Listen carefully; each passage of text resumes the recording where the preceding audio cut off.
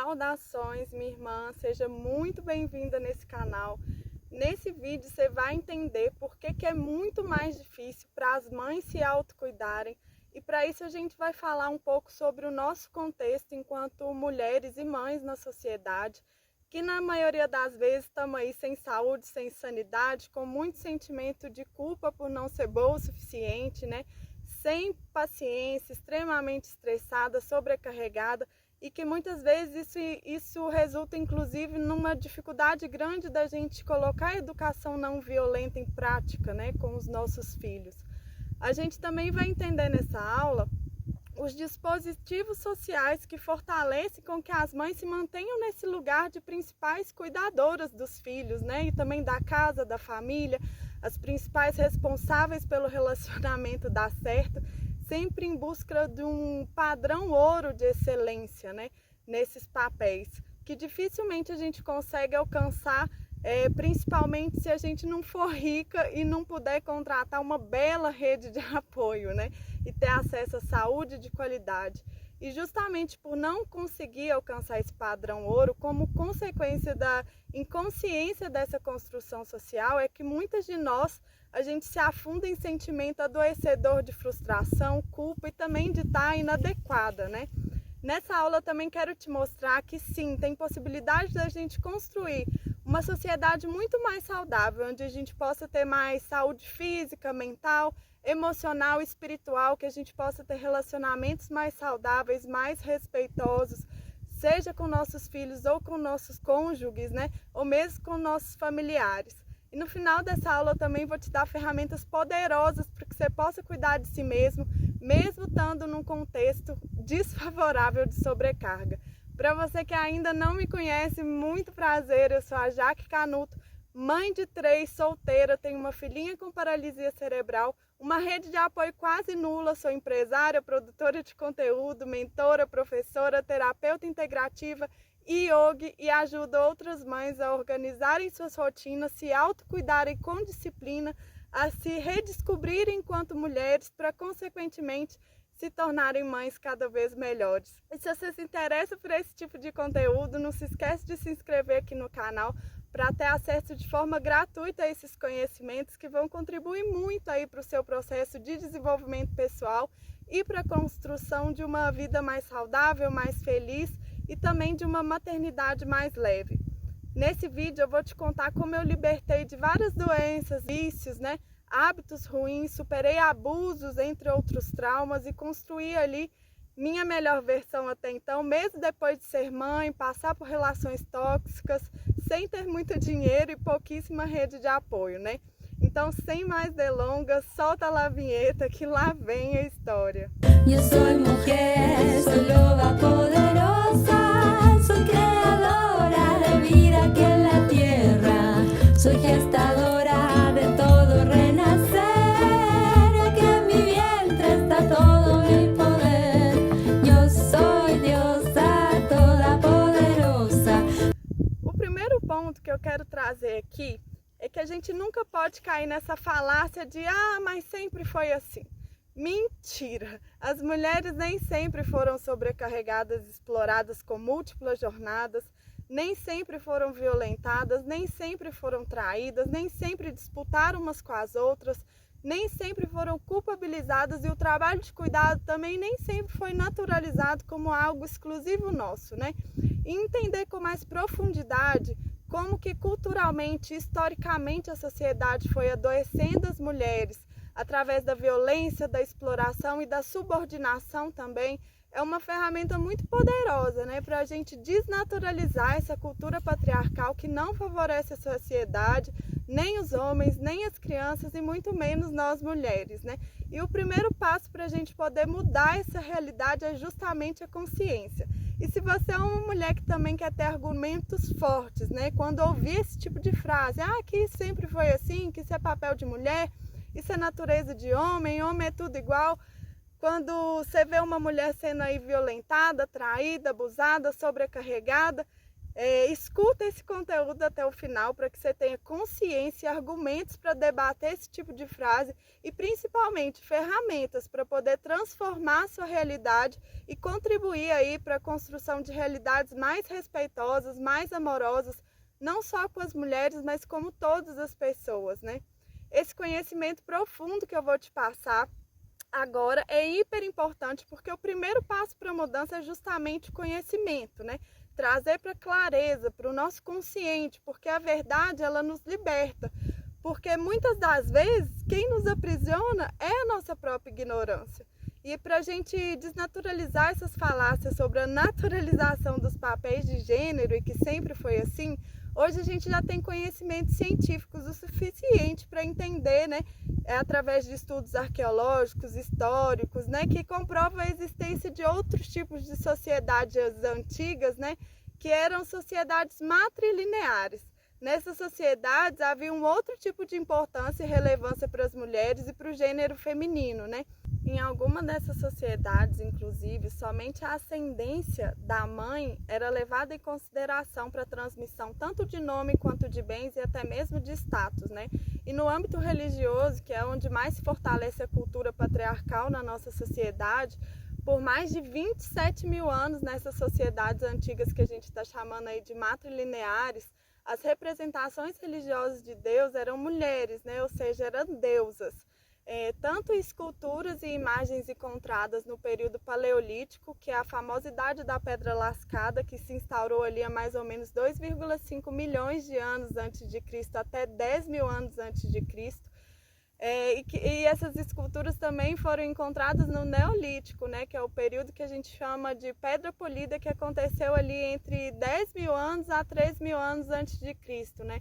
E elas demonstraram variada simbologia, onde o conceito de Deus ou deusa, né, era expressado antigamente na natureza feminina.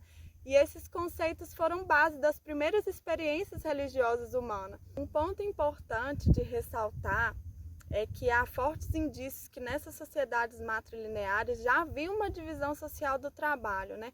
O fato justamente da gente, enquanto mulher, ter a fisiologia da gestação, da gente parir, da gente amamentar, e também de não haver conhecimento sobre a paternidade naquela época, né? Porque apenas se sabiam quem eram as mães das crianças, porque inclusive o modelo de relacionamento da época não era monogâmico, né, centrado na família.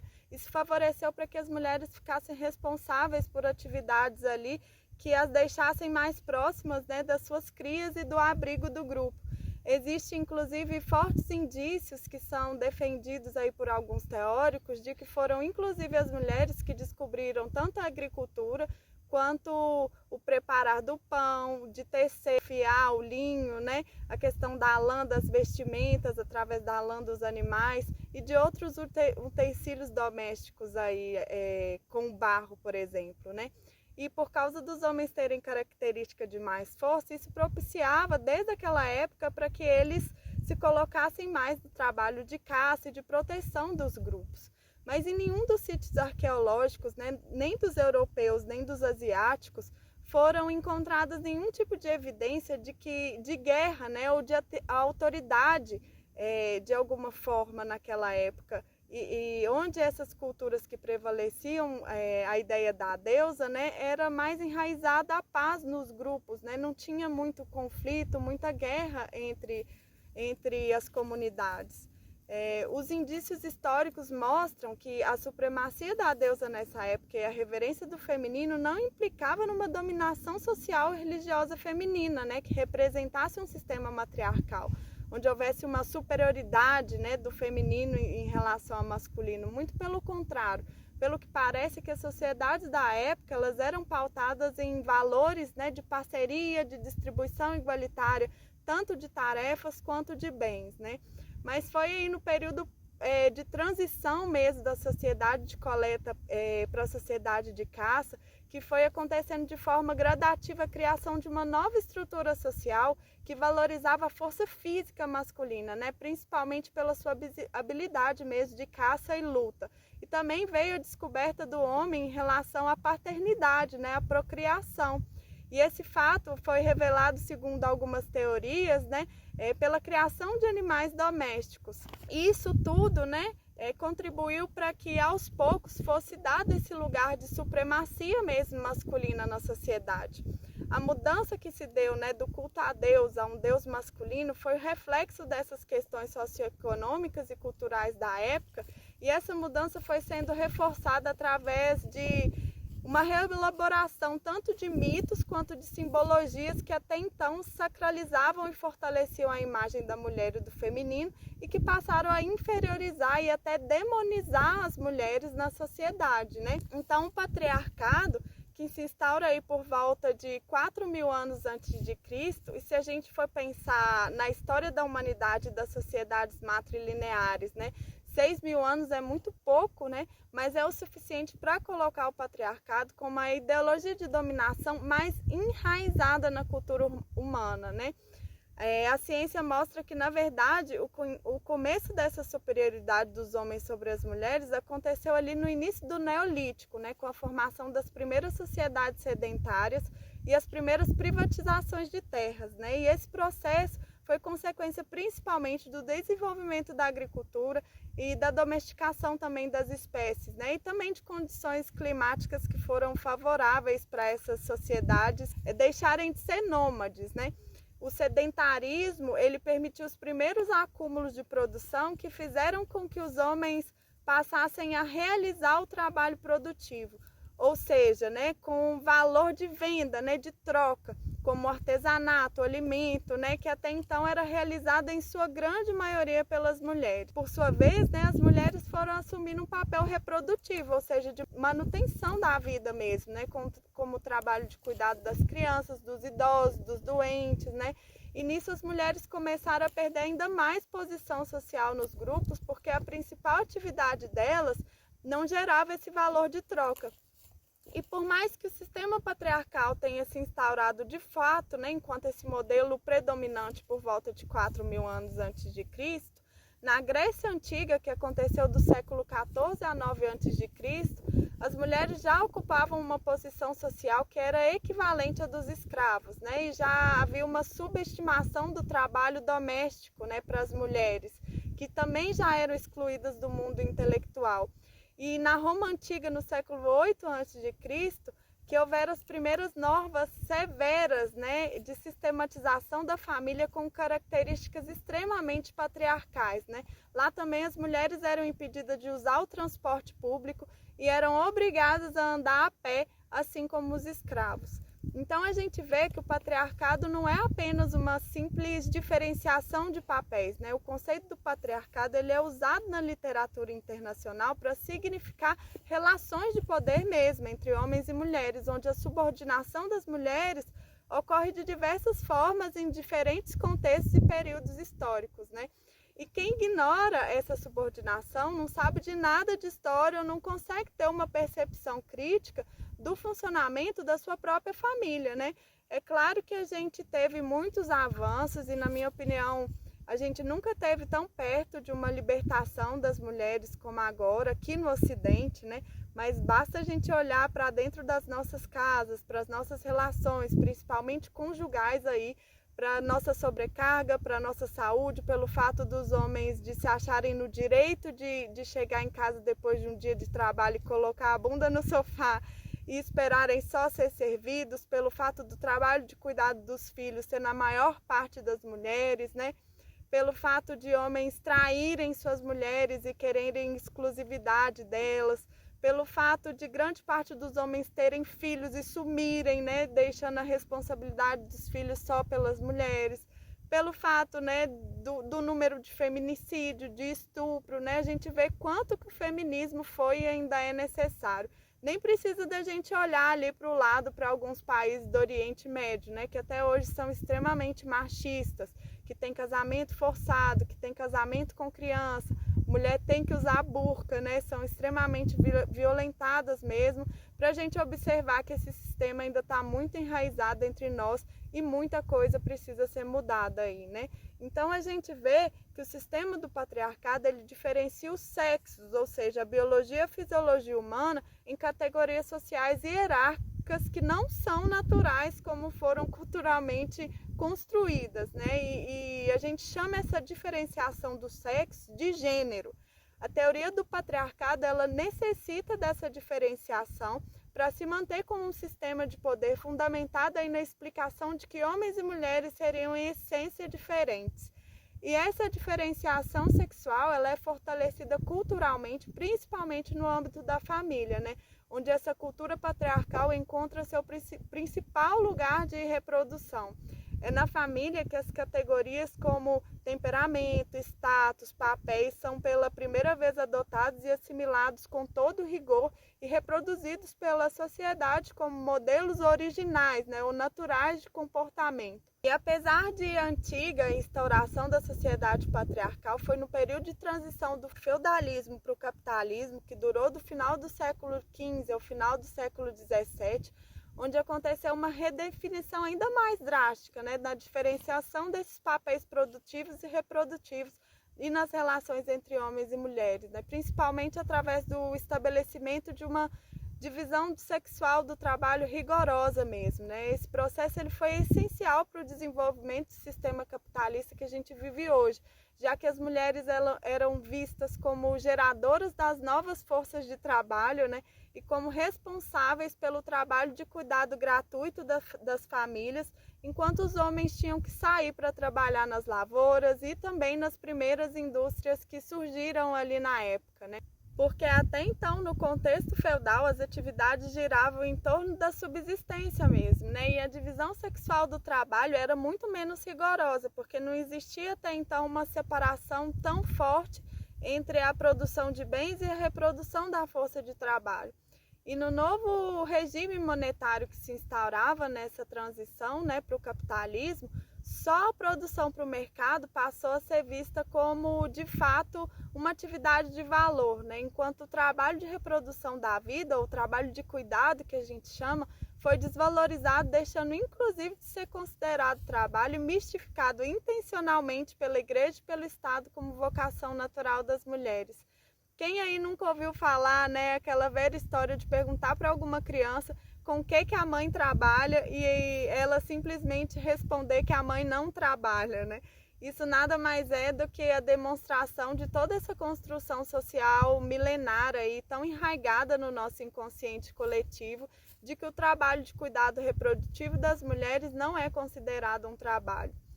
E é por isso que até hoje a gente vê muitos homens que têm coragem de chegar em casa após um dia de trabalho, colocar sua bunda no sofá e não se preocupar com o cuidado dos filhos e da casa, né? Que é um trabalho extremamente exaustivo e cansativo e simplesmente não acaba, né? E além de não acabar, ele acontece 24 horas por dia, não tem férias, não tem final de semana, né? Então, por mais que muitas pessoas neguem que a gente está num sistema que beneficia os homens em relação às mulheres, basta a gente olhar para dentro das nossas casas mesmo, com um olhar um pouco mais crítico, né? Você vai perceber que sim, existe esse sistema ainda, e principalmente porque esse sistema, como eu disse, tem seu cerne dentro da família, né? E hoje esse sistema afeta e é muito mais evidente para as mulheres pobres, né?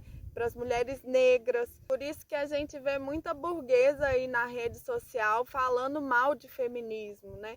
Por isso que a gente vê muita patricinha aí falando mal de feminismo, justamente porque, de fato, não são elas que vivenciam no nosso contexto atual, na própria carne, né, as consequências desse sistema patriarcal. E falta muito estudo, né? Falta muito entendimento sobre história para a gente entender, né, a importância do feminismo, né? A importância da gente levar clareza também que esse patriarcado ele afeta muito mais uma classe social específica, né? E hoje a gente também observa que grande parte das mulheres permanecem em relacionamentos abusivos justamente por conta da doença do século, né? Que é filhote desse patriarcado, que é justamente a dependência emocional, que criou um senso comum no inconsciente coletivo que foi construído lá atrás de segurança e status social de pertencer a uma família. Inclusive, pouquíssimo tempo atrás, cerca de 30, 20 anos, mães solteiras eram vistas como doença contagiosa. E logo ali na década de 80, né, mulher não tinha acesso a dinheiro. Para vocês terem uma ideia, não podia ter conta no banco sem uma tutela masculina.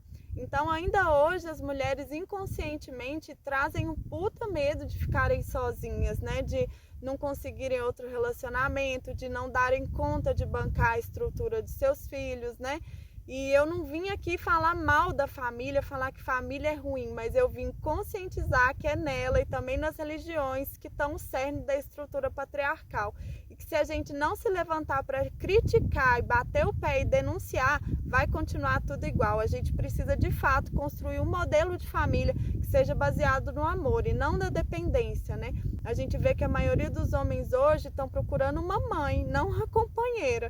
A gente precisa construir mesmo um modelo de família baseado no diálogo, na união, no companheirismo mesmo, e mesmo que haja sim papéis diferenciados, né? Mas que cada um possa expor o que incomoda, suas vontades, seus anseios, seus sonhos, suas qualidades, né? Seus potenciais, para que essa construção possa acontecer com base, né, no que é melhor para todos da família, né? Não por simplesmente fazer uma manutenção de papel que na maioria dos casos sobrecarrega as mulheres. E para isso acontecer é imprescindível também que a gente se torne seres humanos melhores, né? Que a gente faça terapia, que a gente se conecte com Deus e com o nosso também interior, porque para a gente poder analisar situações para além do nosso ego, né, e da nossa zona de conforto, é importante que a gente possa olhar um para o outro enquanto seres humanos, né? Não enquanto uma identidade de gênero ou classe social ou qualquer outra diferenciação, né? E para isso acontecer, é importante que a gente esteja disposto a olhar para o nosso passado, para as nossas sombras, para as nossas raízes familiares, mas nem todo mundo está disposto, né, a levantar a bunda da cadeira e sair da zoninha de conforto, né, para fazer esse movimento. Inclusive, por que vocês acham que a principal clientela dos psicólogos e dos terapeutas são as mulheres, né? No geral, elas estão muito mais inclinadas a fazer esse movimento que os homens. E eu vejo e concordo sim, né? Muitos homens fazem serviços muito pesados para a sociedade, que exigem muita força física, né? Incomum mesmo, que talvez a maioria das mulheres não desse conta de fazer. Mas essas também são exceções, né? Porque principalmente com o desenvolvimento da tecnologia, o ser humano ele precisa cada vez menos de usar a força bruta para fazer as coisas. O que a gente tem que analisar, né, é que o trabalho de cuidado com as crianças é um dos trabalhos mais pesados mentalmente mesmo que a gente tem, que traz picos de estresse aí altíssimos, né? E isso precisa ser considerado. Isso não é uma exceção, né? Isso é a realidade da maioria das famílias e das mulheres. Mas voltando lá na nossa história, para a instauração desse quadro do sistema patriarcal, lá atrás também as mulheres foram intencionalmente excluídas de muitas ocupações assalariadas e passaram a ganhar uma miséria em comparação ao salário masculino, né? O que trouxe para elas ainda mais insegurança. Mas foi de fato da segunda metade do primeiro milênio, né, que a guerra contra as mulheres foi decretada e elas sofreram máxima violência e degradação moral, né? Nesse processo, além de tudo, houve uma liberação simbólica do estupro e a institucionalização também da prostituição, que fortaleceu cada vez mais a hostilidade contra as mulheres. Praticamente descriminalizaram o estupro contra as mulheres de classe baixa nessa época. Para vocês terem uma ideia, o estupro coletivo de mulheres proletárias na Europa se tornou uma prática extremamente comum, né? Em média, metade dos jovens da época participou alguma vez desses ataques, né? E com todo esse processo foi criado um clima intensamente cruel que degradou todas as mulheres, né? Qualquer que fosse sua classe, e também sensibilizou a população frente à violência contra as mulheres, que preparou o terreno para a maior chacina da história humana, que foi a chacina da caça às bruxas, né? A perseguição das mulheres consideradas bruxas no período da segunda metade do primeiro milênio na Europa, e que depois também se espalhou com o processo de colonização tanto para a América quanto para a África, foi de extrema importância para que o sistema capitalista se instaurasse, porque as mulheres camponesas elas tinham um papel fundamental nos pequenos movimentos revolucionários e hereges também da época, né? E muitas delas também manipulavam de energias sutis, espirituais, e controlavam também a função reprodutiva através de conhecimentos sobre o aborto, né? Nas lutas contra as privatizações das terras comunais, existia uma estimativa em torno de 10% dos movimentos contra o cercamento das terras incluíam mulheres entre os rebeldes, né? Sendo que alguns desses protestos eles eram inteiramente femininos. As mulheres elas tiveram um importante papel também na resistência do modo de vida camponês e eram elas que, inclusive, na maioria, lideravam as revoltas por comida, né, numa época de extrema escassez na Europa. Isso porque a revolução dos preços depois da privatização das terras europeias nesse período tornou a classe trabalhadora extremamente pobre. Teve muita morte por causa de fome e inclusive as mulheres elas exerciam controle da própria natalidade também através do aborto para que seus filhos não nascessem em meio a esse quadro de tanto sofrimento, né? E essa crise, que foi fortemente destacada aí a partir do meados do século XVI, coincidiu justamente com a quantidade recorde de caça às bruxas, né? As mulheres consideradas bruxas, elas tinham conhecimento sobre métodos contraceptivos, né, à base de ervas, estimulavam tanto a menstruação quanto o aborto, né?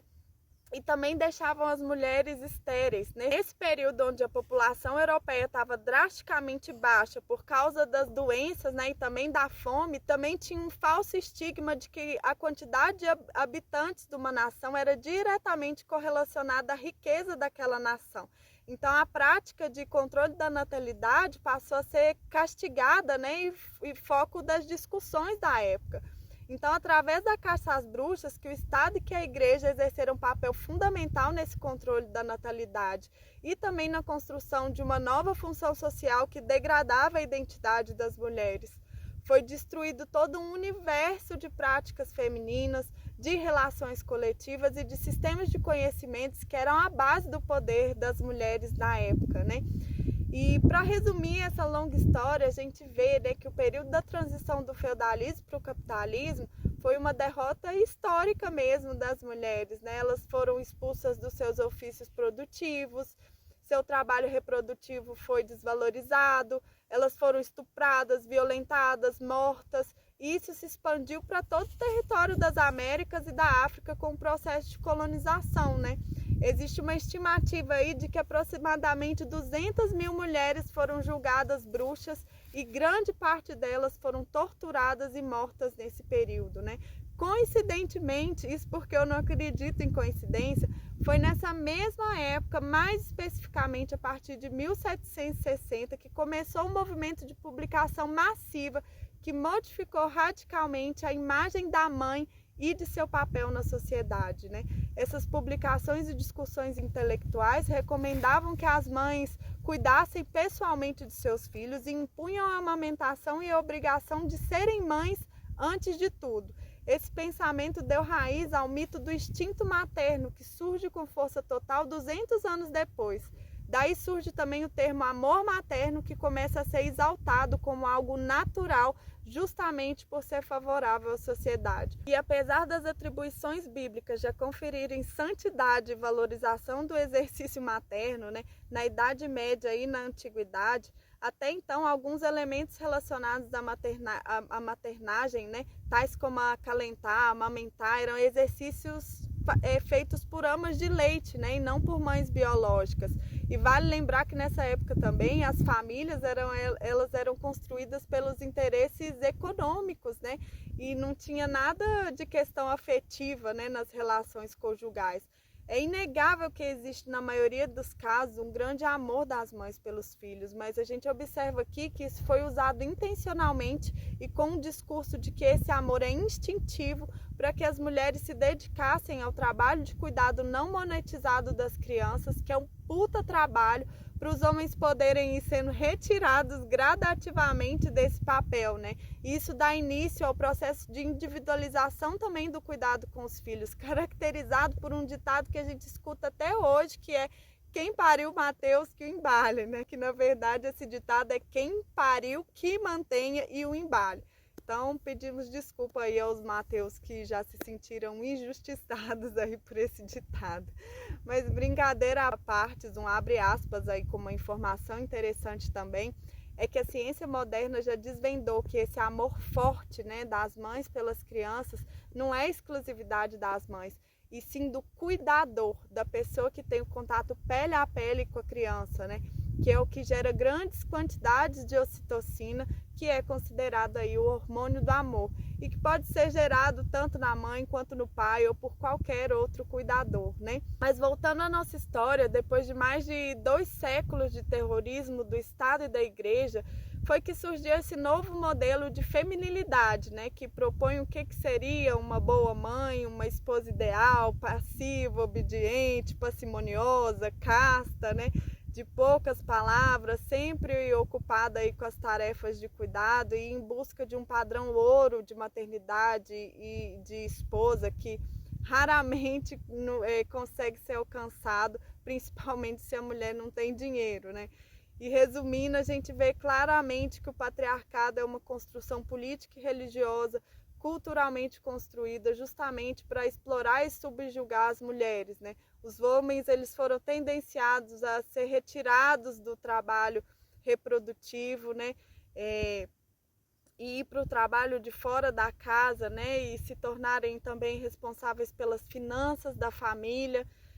Enquanto as mulheres elas foram tendenciadas também a fazer esse trabalho de cuidado, a cuidar dos filhos, a cuidar dos idosos, dos doentes, né? As mulheres elas foram tendenciadas a assumirem esse papel, o trabalho da casa, dos filhos, em geral de atividades que dão um trabalho do cacete, são extremamente estressantes, né, que não geram dinheiro e por isso são desvalorizadas socialmente, né? E nas últimas décadas também a mulher foi para o mercado de trabalho e isso agravou ainda mais essa situação, né? Porque acumulou para essas mulheres jornadas triplas, né, quádruplas de trabalho. Engraçado que eu já ouvi mulher falando o seguinte, né? Eu faço porque meu marido não faz direito, né? Mas você acha que eles não fazem direito porque eles são burros, porque falta capacidade? Claro que não, muito pelo contrário, né? Eles não fazem direito justamente para as mulheres se manterem nessa estrutura, né? A gente vê claramente que as normas sociais construídas sobre a ideologia patriarcal, elas legitimam, né, essa versão masculina de Deus como o senhor da família, o líder, né? Utiliza da figura do homem como chefe, o protetor, né? A liderança, enquanto a gente vê que existe uma diferença fisiológica, né, nos homens e as mulheres, mas principalmente em relação a essa questão da gestação, mas que não existe uma diferença intelectual em relação à conexão com a espiritualidade e com Deus, né? Que não faz sentido todas essas diferenciações que existem. E é justamente por esse sistema patriarcal, por essa história que eu te contei agora, que você é uma mãe sobrecarregada, né? E provavelmente, se não depende financeiramente, depende emocionalmente de um homem, né?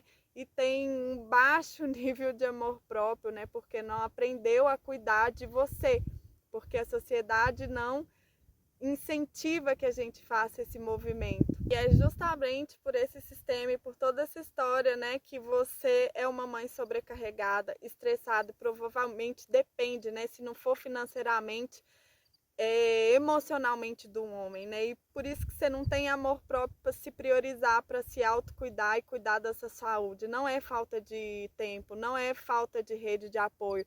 Por mais que essas questões sim agravem, né, a nossa situação na sociedade. Se você chegou até aqui, pode ter doído essa história e essa clareza.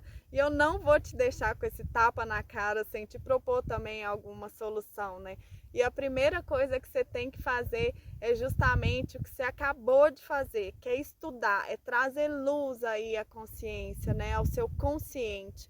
O segundo passo é justamente fazer um trabalho profundo de limpeza do seu inconsciente para que você possa se libertar de padrões, né, de culpas, de não ser boa o suficiente em todas as áreas, de entender que você não vai dar conta de tudo, que tá tudo bem e que você não é perfeita, né? Você não é uma mãe perfeita, você não é uma dona de casa perfeita.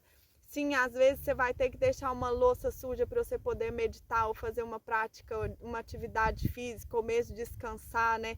Que sim, você pode se render à comida congelada e tá tudo certo, né?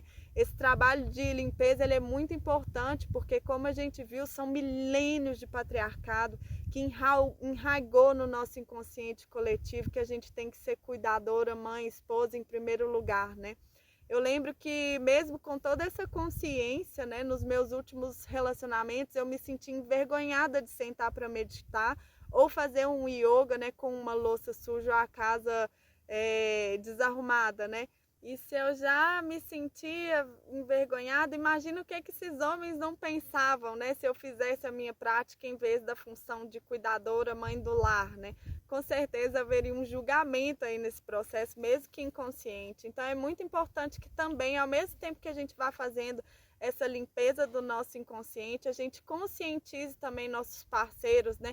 Com muita amorosidade do tanto que é importante para nós esse autocuidado, inclusive para que a gente possa fazer as nossas tarefas e se doar mais para a nossa família com mais qualidade, né? É um trabalho de formiguinha mesmo, um trabalho diário, né? Ao mesmo tempo um trabalho muito revolucionário, levar essa consciência dessa importância para os homens, né? Para os nossos companheiros. E já um terceiro passo é trabalhar no nosso inconsciente também o nosso amor próprio, né? Questão que foi tão detonada nas mulheres aí pelo sistema patriarcal. Também a nível do inconsciente, igual eu falei, mas e também do consciente, né? Meditar, trazer reflexões para essa importância da gente se repriorizar, se autocuidar, se colocar no topo aí depois de Deus da nossa lista de prioridade, né? Inclusive tendo essa clareza que quanto mais a gente se cuida, mais qualidade de cuidado a gente tem para dar para os nossos filhos, né? É a gente entender que mães saudáveis e felizes geram filhos saudáveis e felizes, né? Isso é fundamental. Outros passos importantes, né, para que você consiga se autocuidar, organizar uma rotina eficiente, tanto para as crianças quanto para você, né? Estudar e pôr em prática a neurociência do hábito também, né? Para se desvencilhar de hábitos ruins, construir uma rotina disciplinada com hábitos mais saudáveis. Outra questão é adaptar a sua atividade à sua ciclicidade fisiológica feminina, que vai te dar a capacidade de ter muito mais constância, tanto na prática da sua atividade física, né? E também vai te ajudar a atenuar aí as baixas hormonais da TPM, da menstruação, te deixando emocionalmente mais equilibrada, né? Mais motivada, mais disposta em todas as suas fases. Outra coisa também muito importante que eu não deixo de fazer é me terapeutizar sempre, né? Muito importante tanto a terapia convencional, ou seja, a psicoterapia com o psicólogo mesmo, mas também as terapias holísticas e integrativas, né? Todas as práticas de autoconhecimento também, a exemplo da escrita consciente, da mandala lunar, da própria meditação e de inúmeras outras ferramentas aí são importantes. É claro que tem momentos na vida da gente, que inclusive é um desses momentos que eu estou passando agora, que a gente realmente tem que priorizar a família, né? Principalmente as crianças quando são bebês, né? Não dá para realmente fazer uma prática de autocuidado, sendo que não tem uma comida pronta, o básico de sobrevivência das crianças ali, né? E quando a gente não tem rede de apoio, como é o momento que eu estou passando agora, infelizmente é muito mais difícil, né? E tem momentos que a gente tem de fato que priorizar o trabalho mais do que gostaria, né? Hoje eu gostaria de estar me cuidando muito mais do que eu estou na verdade, mas eu não abro mão do mínimo, né? De meia hora ali com minhas práticas de reiki, yoga, meditação, como uma grande prioridade mesmo, né? Então, mesmo que eu não esteja colocando tanto em prática a alimentação viva como eu gostaria, dançando como eu gostaria, correndo, pedalando ou escalando como eu gostaria, tendo momentos de ócio criativo ou leituras que eu gostaria, né? mesmo não fazendo isso, só de não ter vícios, não ter excessos, ter uma alimentação baseada em legumes, frutas, coisas da terra, orar com disciplina, né? Cuidar do meu corpo, do meu cabelo, da minha aparência, né? Cuidar dos meus sonhos através da minha empresa, não me colocar em relacionamentos que não me desvalorizam, né? Isso já são formas muito contundentes da gente se autocuidar e é o que eu recomendo muito que você faça, né? Essa realidade machista da sobrecarga materna, infelizmente, ela não vai mudar de um minuto para o outro, né? Então a gente precisa realmente, paralelo ao trabalho de conscientização, tanto nosso quanto dos nossos companheiros, né? A gente arrumar estratégias para que a gente possa se cuidar mesmo em meio a essa realidade caótica, né? Nos organizando nossas atividades, adaptando todas essas possibilidades com o nosso contexto, né? Então, é um pouco disso que eu queria te falar aqui hoje. Eu espero que você tenha gostado, né, dessas dicas. Se você chegou até aqui, não esquece de deixar o seu curtir e também de compartilhar esse conteúdo para uma mãe que você sabe que precisa, para a gente poder ir juntas, né, fazendo esse trabalho revolucionário mesmo de formiguinha, levando consciência e ferramentas para outras mulheres, para que a gente possa ir aos poucos mudando a nossa realidade, né? E você que quiser acompanhar também um pouco mais da minha rotina, ficar mais próxima comigo, né? Ter dicas mais práticas de como organizar a sua rotina, se autocuidar de maneira mais eficiente, né? Em meio a esse caos, né, da maternidade. Me segue lá também no Instagram, é @JaquelineCanuto, Jaqueline com CK. Eu vou ter um prazer de ficar mais próxima com você por lá. É isso, eu vou ficando por aqui. A deusa que habita em mim, saúda a deusa que te habita, desperte-a. Na